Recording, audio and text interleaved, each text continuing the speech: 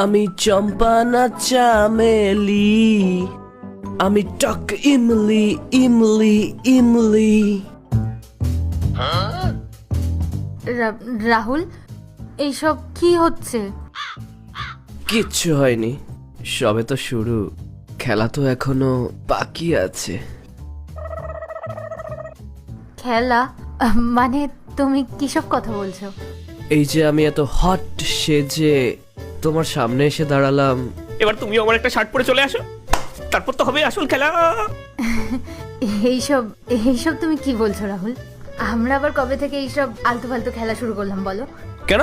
তুমি তো আমাকে এক সপ্তাহ ধরে বলছিলে তোমাকে আমি মেয়ে সাজাবো মেয়ে সাজাবো, মনে পড়ছে না তোমার?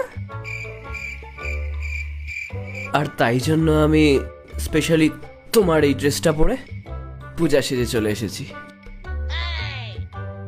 আর এখন যখন আমি মেয়ে সেজে চলে এসেছি তখন তুমি পাল্টি মারছো। দেখো পূজা, আমি কিছু জানি না, আমি যেরকম মেয়েদের ড্রেস পরে তোমার সামনে এসে দাঁড়িয়ে গেছি, এখন তুমিও যাও গিয়ে আমার শার্ট প্যান্ট পরে আমার সামনে চলে আসো। আর তারপরেই তো হবে আসল রোম্যান্স। রাহুল, তুমি মনে হয় ঘুমের ঘরে স্বপ্ন দেখছো। আমি এসব কথা বলতেই পারি না। আমরা তো খুব আদর্শ স্বামী স্ত্রী, তাই না? আর 5 জন কাপলদের মতো। আদর্শ স্বামী স্ত্রী? কোন দিন তুমি আদর্শ স্ত্রী হওয়ার দায়িত্ব পালন করেছো? হ্যাঁ, এই তোমার এই উদ্ভট আবদার গুলো চক্করে না আমাকে মাঝে মাঝে কিছু সেটা তোমার মনোরঞ্জন করতে হয়।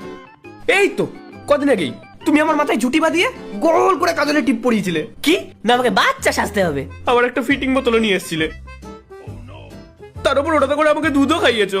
না, শুধু দুধ খেলে হবে না, তার উপরে আবার এরকম চকাত চকাত করে সাউন্ডও করতে হবে। তাও তো আমার 14 পুরুষের ভাগ্য ভালো যে তুমি আজকে আমাকে মেয়ে সেজে আসতে বলেছো। দেখা গেল যে পরের দিন তোমার মাথায় এমন ভূত চাপলো, তুমি আমাকে বললে রাহুল যাও কুত্তা সেজে আসো। তখন তখন আমি কি করব? তখন তো আমাকে তোমার সামনে এসে এরকম ল্যাজনারি নিয়ে ভাবও করতে হবে। আরে কি প্রবলেম, গলা খারাপ? কি গলায় ব্যাং ঢুকেছে? এই দেখো পূজা, আমি আর কিছু শুনতে চাই না, তুমি তাড়াতাড়ি চেঞ্জ করে বাইরে আসো। দেখো রাহুল, আমি তোমাকে এটাই বলতে চাইছি যে তুমি যাও গিয়ে চেঞ্জ করে আসো, আমরা অন্য কোনো দিন আবার খেলবো। হ্যাঁ। ও হ্যালো, এক মুখে কত কথা বলবে তুমি? এই তুমি আমাকে একটু আগে বললা রাহুল যাও মেয়েদের ড্রেস পরে আমার সামনে এসে দাঁড়াও, নাহলে নাকি তোমার কপালে খুব দুঃখ আছে, আর তার জন্যই আমাকে এই ড্রেসটা পরে এখানে আসতে হয়েছে। আর তুমি জানো এই ড্রেসটা পরতে আমার কতটা কষ্ট হয়েছে, কোথা দিয়ে হাত ঢুকছে কোথা দিয়ে মাথা ঢুকছে কিছুই বুঝতে পারছি না,